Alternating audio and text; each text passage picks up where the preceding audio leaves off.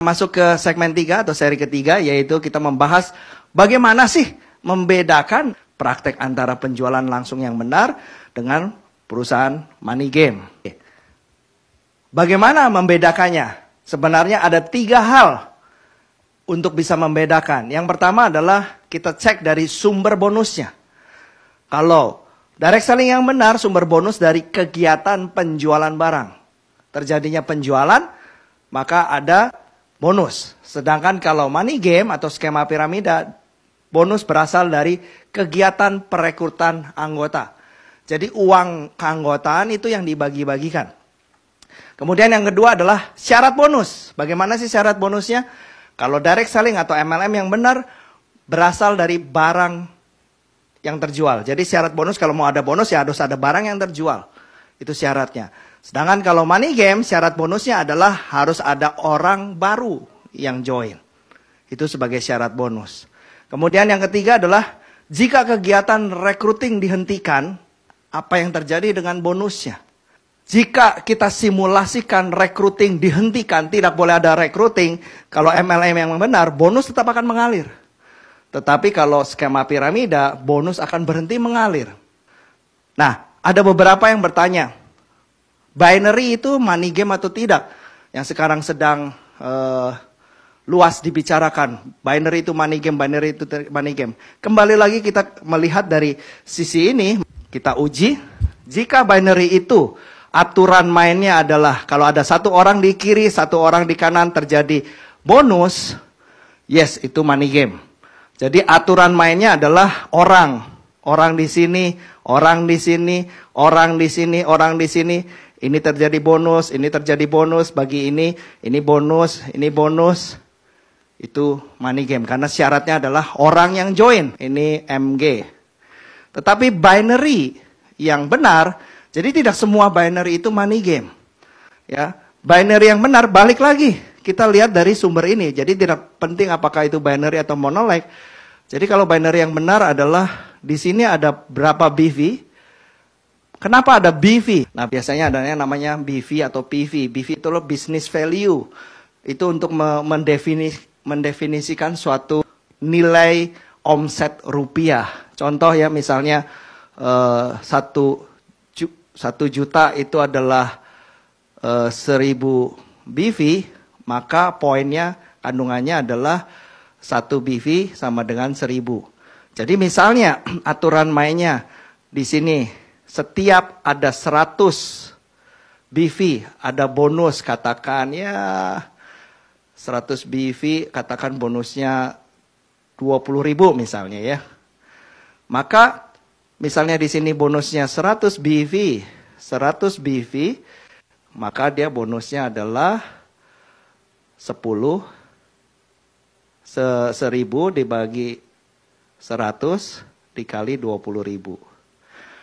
Jadi kalau seperti ini tidak penting ada orang atau tidak. Jadi entah orangnya banyak atau orangnya sedikit, yang penting total omsetnya di sini berapa. Misalnya omsetnya di sini 1 juta BV, di sini 200.000 BV, maka terjadi bonus. Maka ini adalah binary yang benar karena syaratnya adalah syarat produk yang terjual. Sehingga kalau recruiting dihentikan tetapi produk tetap terjual, bonus tetap berjalan. Sedangkan kalau ini recruiting dihentikan, bonus otomatis berhenti karena aturan mainnya dari orang yang bergabung. Kalau ini tidak penting orang yang bergabung, tetapi landasan perhitungannya dari omset yang terjadi. Nah, itu yang direct selling yang benar. Oke, kita lanjut ya. Kemudian apa bedanya dengan antara perusahaan yang benar dengan perusahaan yang abu-abu? Perusahaan yang benar adalah dari seorang customer, member, dia mengeluarkan uang untuk membeli barang, di mana harga dan value-nya itu sama.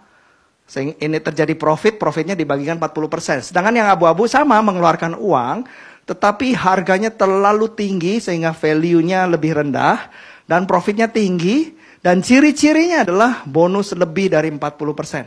Nah, kalau dari masyarakat bagaimana membedakannya? Yang pertama, Cek legalitas perusahaannya, valid atau tidak. Ada nggak izinnya? SIUP KBLI 47999 ada nggak? Dan yang terpenting adalah ada lampiran barang.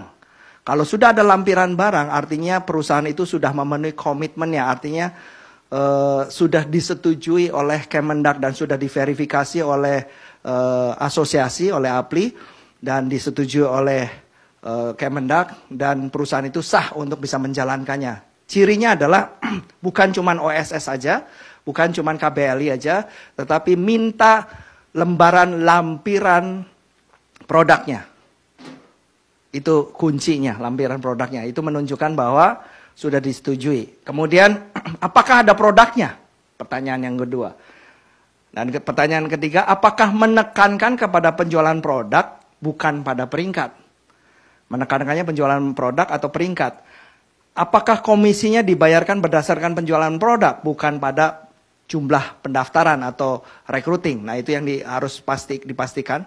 Syaratnya tadi recruiting atau penjualan produk. Yang berikutnya adalah apakah peserta masih menghasilkan uang jika recruiting dihentikan. Jadi Bapak Ibu bisa ngecek kalau saya nggak rekrut lagi atau misalnya di dalam jaringan saya tidak terjadi orang baru, apakah bonus masih keluar. Kalau nggak keluar berarti itu money game. Ya kalau keluar ya itu yang benar. Tapi kalau keluar tapi sedikit jadi lebih kecil, artinya itu abu-abu. Kemudian apakah ada kebijakan pengembalian produk yang rasional? Jadi semua perusahaan direct selling atau MLM itu wajib memiliki kebijakan produk kembali. Apakah ada atau tidak? Kemudian apakah produk memiliki nilai pasar yang wajar? Tadi untuk bisa membedakan mana yang abu-abu atau yang tidak, produknya harganya mahal. Apakah ada alasan untuk membeli barang? Jadi orang bergabung itu karena memang produknya atau karena opportunity-nya. Kalau lebih karena opportunity-nya dan produknya susah dijual karena terlalu mahal, itu juga hati-hati ya. Jadi kalau 1, 2, 3, 4, 5, 6, 7, 8 pertanyaan ini jawabannya semuanya iya, maka perusahaan itu bisa dipercaya. Tetapi kalau ada satu saja jawabannya tidak, kemungkinan besar bentuk penipuan sistem piramida. Mudah kan?